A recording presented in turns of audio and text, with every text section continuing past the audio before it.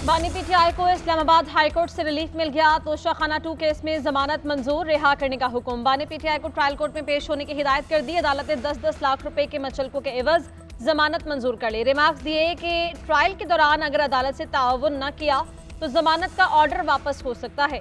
जराये के मुताबिक तोशाखाना 2 केस में जमानत के बावजूद बानी पीटीआई की रिहाई मुमकिन नहीं। बैरिस्टर सलमान सफदर ने कहा, तोशाखाना 2 केस के चालान में वाजे नहीं कि मरकजी मुलजिम कौन है। जस्टिस गुल हसन ने तोशाखाना 2 केस में रिमार्क्स दिए कि साबिक हुकूमत तोशाखाना की तफसीलात नहीं बताती थी, हम पूछते तो तफसीलात छुपाई जाती थी। उधर लाहौर में बानी पीटीआई के खिलाफ जिना हाउस हमला समेत 8 मुकदमात पर जमानत की दरख्वास्तों पर समाअत 30 नवंबर को होगी। इंसदादे दहशतगर्दी अदालत ने पीटीआई के वकील को दलाइल के लिए मोहलत दी थी। अदालत ने गुज़श्ता समाअत पर 12 में से 4 मुकदमात में जमानत की दरख्वास्तें मंजूर की। जिना हाउस समेत 8 मुकदमात बानी पीटीआई की रिहाई का इम्कान नहीं है। नामा समेत दीगर मुकदमात में कहीं ट्रायल चल रहा है और कहीं जमानत नहीं हुई। तोशाखाना 2 केस की समाअत भी ट्रायल कोर्ट में जारी है। विफाकी वज़ीर इत्तलाआत अता तारड़ की गुफ्तगू। विफाकी वज़ीर एहसन इकबाल ने कहा, बानी पीटीआई को 190 मिलियन पाउंड केस में बेगुनाही साबित करनी होगी। अगर मुलव्विस हैं तो सजा भी होगी। तहरीक इंसाफ का एजेंडा ही पाकिस्तान की तरक्की को रोकना है। उनकी पार्टी में कुछ समझदार लोग मौजूद हैं जो उन्हें इंतजार की सियासत से रोकेंगे। अगर आज इनको मुकदमात का सामना है तो वो भी इसी तरह सामना करें जिस तरह हमने किया था।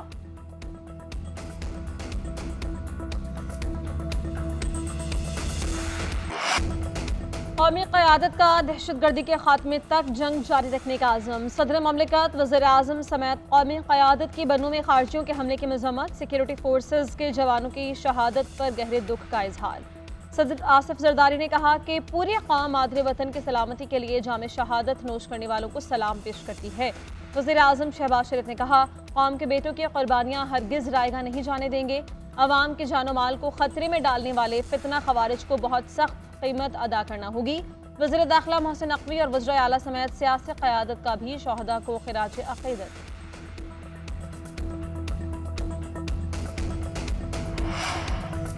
पीपल्स पार्टी के विफाकी हुकूमत से तहफ़्फ़ुज़ात बरकरार। विफाकी हुकूमत से मुज़ाकरात के लिए आला सतह की कमेटी तश्कील। वज़ीर आला सिंध मुराद अली शाह, वज़ीर आला बलोचिस्तान सरफराज बुख्ती और गवर्नर खैबर पख्तूनख्वा फैसल करीम कुंडी शामिल शहरी रहमान, राजा परवेज़ अशरफ और दीगर कमेटी का हिस्सा है। विफाकी हुकूमत के साथ तहफ़्फ़ुज़ात उठाने और मसाइल के हल का जायज़ा लिया जाएगा। सेंट्रल एग्जीक्यूटिव कमेटी का इजलास आइंदा महीने तलब। कमेटी अपनी सिफारिशात सेंट्रल एग्जीक्यूटिव कमेटी में पेश करेगी।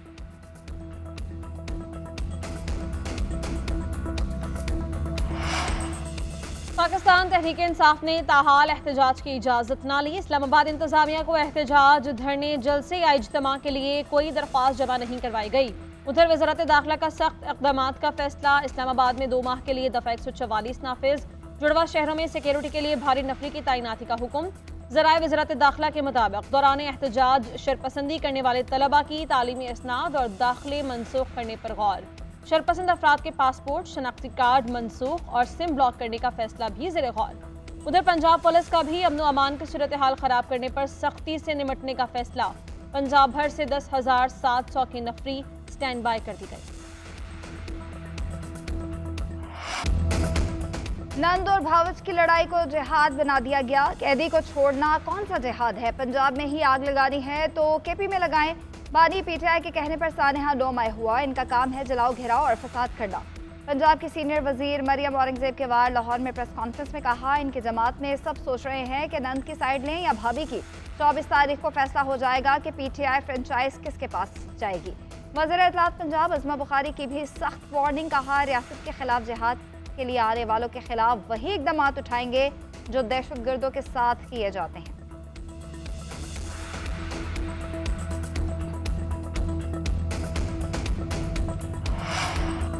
तहरीक इंसाफ का एहतजाज पुरअमन है तो इसकी इस्लामाबाद इंतजामिया से इजाज़त क्यों नहीं ली? पीपल्स पार्टी ने सवालात उठा दिए। सेनेटर शरी रहमान ने कहा कि उल्टा कानून नाफिज करने वाले इदारों से निमटने की हिकमत अमली बनाई जा रही है। बानी पीटीआई मुज़ाकरात का मुतालबा नहीं बल्कि डील की दरख्वास्त कर रहे हैं। वज़ीर इत्तलाआत सिंध शर्जिल मेमन ने कहा, कौम को फिर यरगमाल बनाने की कोशिश हो रही है। चंद लोग अपने मकासद के लिए नौजवानों को इस्तेमाल करते हैं। हुकूमतों को गन पॉइंट पर मजबूर नहीं किया जा सकता। नई नस्ल सोशल मीडिया को फेक न्यूज़ के लिए इस्तेमाल ना होने दे। इख्तलाफ राय अखलाकियात में होना चाहिए। अगर नौजवानों को तशद्दुद सिखाएंगे तो कल वो आपके खिलाफ भी हो सकते हैं। वीपीएन को हराम या गैर शरई नहीं कहा, एक लफ्ज़ की गलती से इबहम पैदा हुआ। वीपीएन समेत किसी भी सोशल मीडिया प्लेटफॉर्म का दुरुस्त या गलत इस्तेमाल ही इसके शरई या गैर शरई होने के अमल को तय करता है। चेयरमैन इस्लामी नजरियाती काउंसिल डॉक्टर रागिब नईमी की सहाफ़ियों से गुफ्तगू। सोशल मीडिया के इस्तेमाल के हवाले से इस्लामी नजरियाती काउंसिल इजलास का एलामिया भी जारी। एलामिया में कहा गया है कि सोशल मीडिया का इस्तेमाल इस्लामी तालीमात की पैरवी में किया जाए। तौहीन, गुस्ताखी, बदअमनी, अनारकी और मुल्क की सलामती के खिलाफ वीपीएन का इस्तेमाल शरई लिहाज से नाजायज़ ठहरेगा। वीपीएन का बातचीत, तालीमी और तिजारती मकासद के लिए इस्तेमाल दुरुस्त और जायज़ होगा।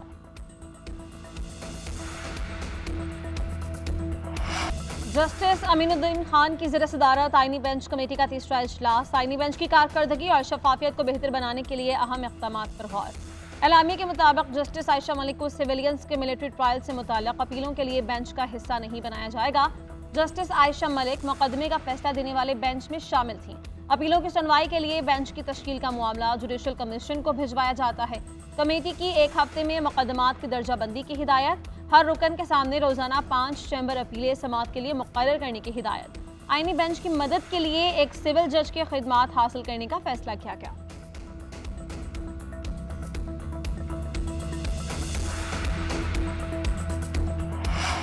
जजेस और ब्यूरोक्रेट्स को प्लॉट्स अलॉटमेंट का केस सुप्रीम कोर्ट ने इस्लामाबाद हाई कोर्ट का फैसला कलअदम करार दे दिया। जस्टिस अतर मिनल्ला का बतौर chief justice Islamabad high court फैसला गैर आईनी और इख्तियारात से तजावुज़ करार। जस्टिस आयशा मलिक ने 14 सफ़ात पर मुश्तमिल फैसला तहरीर किया। फैसले के मुताबिक हाई कोर्ट ने इस नजरसानी शुदा पॉलिसी को गैर आईनी करार दिया जो चैलेंज ही नहीं थी। प्लॉट्स की नजरसानी शुदा पॉलिसी पर ना दलाइल दिए गए, ना ही वफाकी हुकूमत को सुना गया। हाई कोर्ट ने जो कहा वो केस उसके सामने था ही नहीं।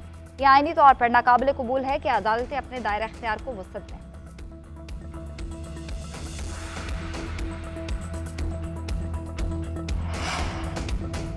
सुप्रीम कोर्ट का बलूचिस्तान के हल्का पीबी 45 के 15 पोलिंग स्टेशंस पर दोबारा गिनती का हुक्म। अली मोहम्मद जत्ता की ट्राइब्यूनल के फैसले के खिलाफ अपील खारिज। जस्टिस अकील अब्बासी ने रिमार्क्स दिए कि इस केस में इल्जाम फॉर्म 45 और 47 में तजाद का है।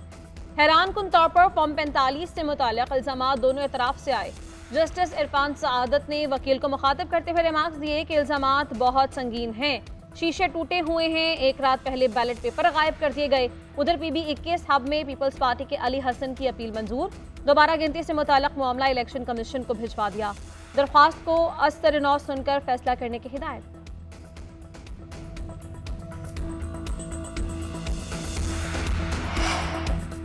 स्मोक के तदारुक के लिए इक़दाम पर लाहौर हाई कोर्ट का इजहार इत्मीनान। दौरान समाअत जस्टिस शाहिद करीम ने रिमार्क्स दिए कि कमर्शियल एरिया और मार्केट्स पूरे साल रात 8 बजे बंद होनी चाहिए। स्कूल बसेस का बंदोबस्त ना करने वाले स्कूल को सील कर देंगे। ये सारे काम अगली नस्ल पर एहसान होगा। स्मोक कम होने का क्रेडिट हुकूमत और इदारों को भी जाता है। आपने ट्राइब्यूनल की परवाह नहीं करनी, अपनी कार्रवाइयाँ जारी रखें। जुर्मानों की रकम बढ़ाने के लिए हुकूमत को कानून साजी करनी चाहिए।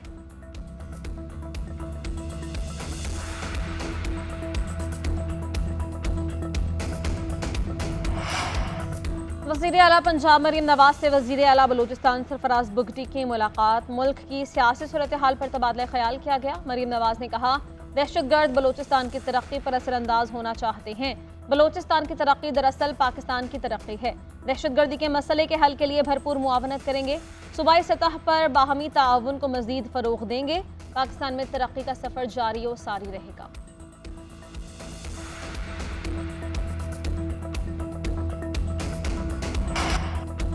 वज़ीर आला सिंध मुराद अली शाह से वज़ीर आला गिलगित बल्तिस्तान गुलबर्ग खान की मुलाकात। गिलगित बल्तिस्तान के बच्चों की सिंध यूनिवर्सिटीज़ में सीटें बढ़ाने का जायज़ा।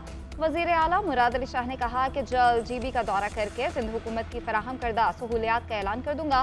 वज़ीर आला गुलबर्ग खान का सिंध के मेडिकल और इंजीनियरिंग कॉलेजेस में गिलगित बल्तिस्तान के बच्चों की सीटें बढ़ाने का मुतालबा, तलबा के लिए हॉस्टल बनाने की भी दरख्वास्त की।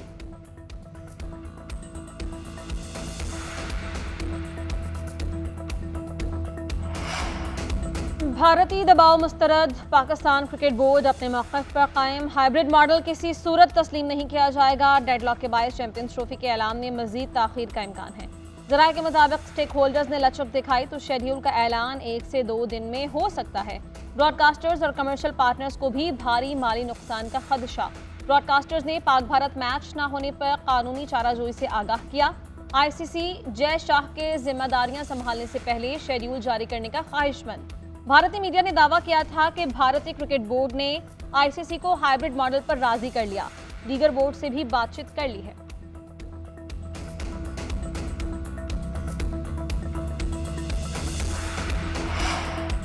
कोच और कप्तान की सोच को एक प्लेटफॉर्म पर लाया जाएगा। कोच, कप्तान और पीसीबी सिलेक्शन कमेटी मिलकर फैसला करेंगे। कौमी क्रिकेट टीम के हेड कोच आकिब जावेद का कहना है कि ऑस्ट्रेलिया का दौरा पाकिस्तान के लिए हमेशा मुश्किल टास्क होता है। चैंपियंस ट्रॉफी में टीम एक तसलसल में नजर आएगी। दस्तयाब खिलाड़ियों में से बेहतरीन 11 के साथ खेलेंगे। फ़खर जमान ने ज़बरदस्त कारकर्दगी दिखाई। उनके फिटनेस मसाइल हल हुए तो सिलेक्शन कमेटी देखेगी। फिट होने पर उन्हें तरजीह देंगे।